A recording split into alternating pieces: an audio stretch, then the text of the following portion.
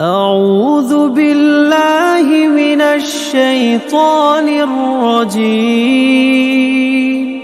بسم الله الرحمن الرحيم. الرحمن علم القرآن خلق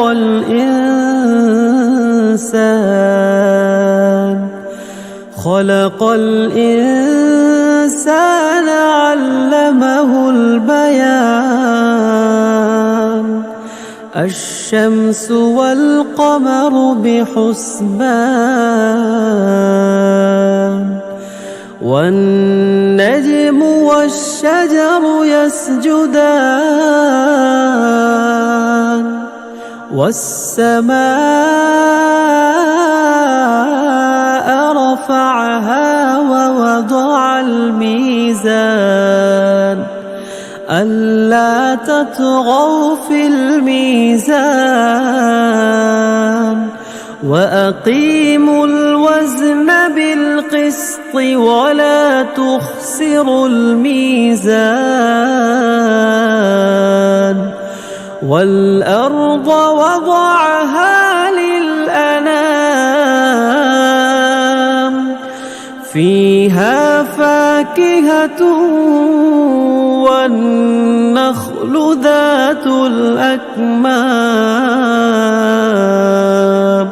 والحب ذو العصف والريحان فبأي آلاء ربكما تكذبان خلق الإنسان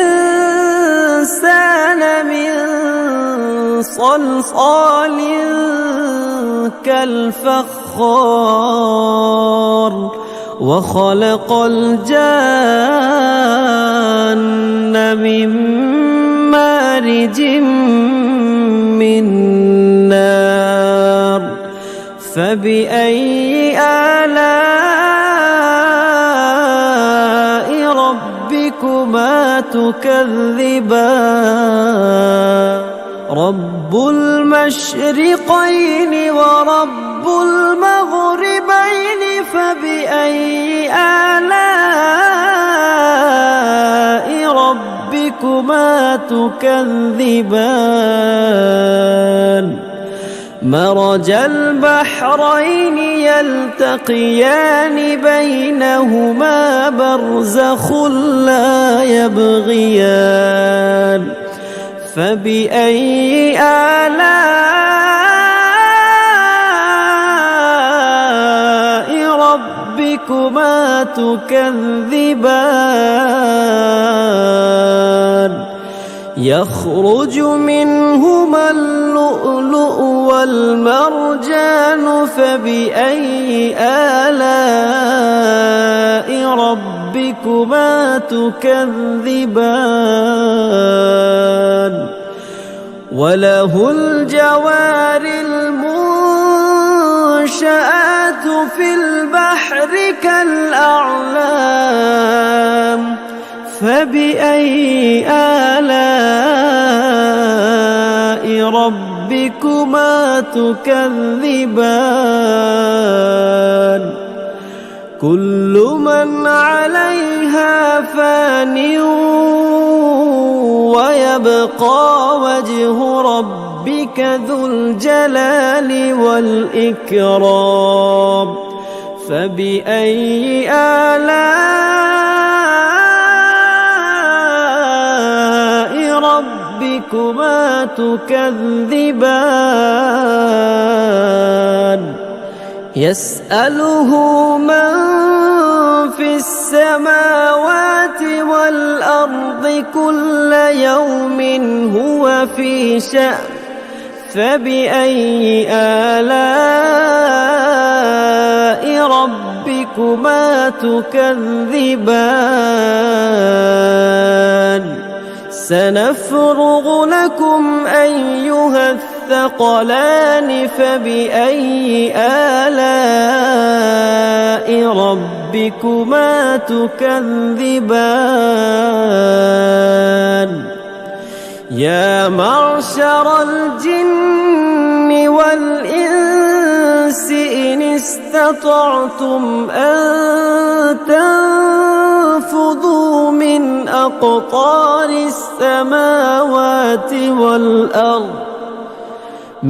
أقطار السماوات والأرض فانفذوا لا تنفذون إلا بسلطان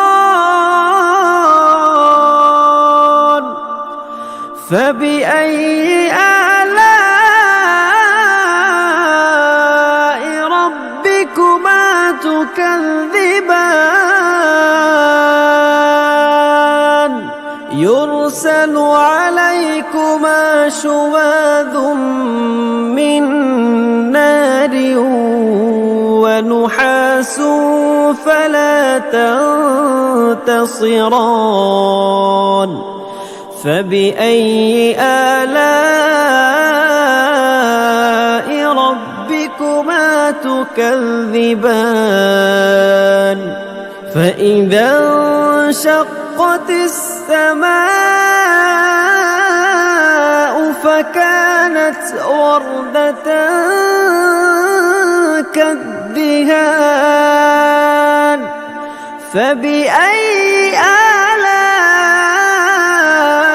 ربكما تكذبان فيومئذ لا يسأل عن ذنبه إنس ولا جان فبأي آلاء ربكما تكذبان يعرف المجرمون بسيماهم فيؤخذ بالنواصي والأقدام فبأي آلاء ربكما تكذبان هذه جهنم التي يكذب بها المجرمون يطوفون بينها وبين حميم آن فبأي آلاء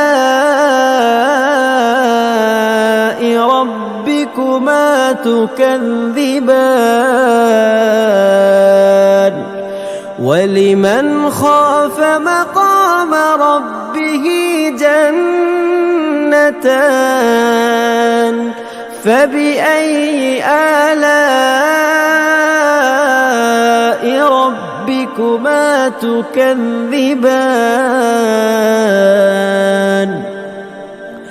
ذواتا أفنان فبأي آلاء ربكما تكذبان فيهما عينان تجريان فبأي آلاء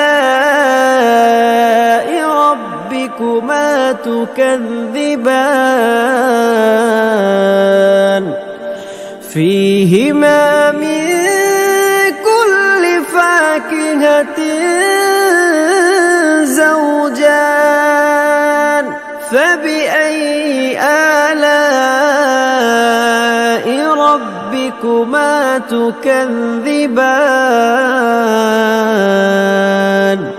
متكئين على فرش بطائنها من استبرق وجنى الجنتين دان فبأي آلاء ربكما ربكما تكذبان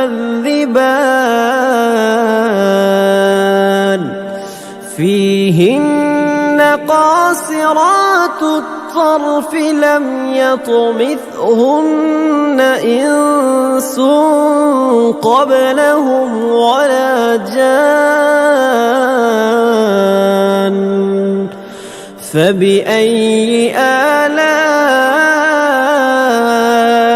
ربكما تكذبان كأنهن الياقوت والمرجان فبأي آلاء ربكما تكذبان هل جزاء الإحسان إلا الإحسان فبأي آلاء ربكما تكذبان ومن دونهما جنتان فبأي آلاء ربكما تكذبان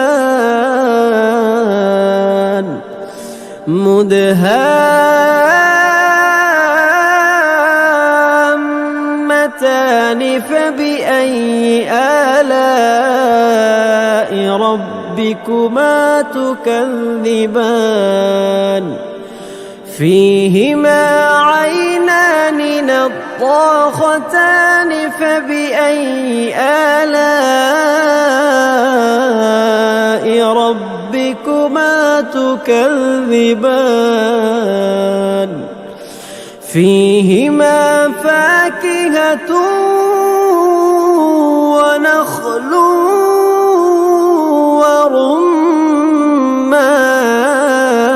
ورمان فبأي آلاء ربكما تكذبان فيهن خيرات حسان فبأي آلاء ربكما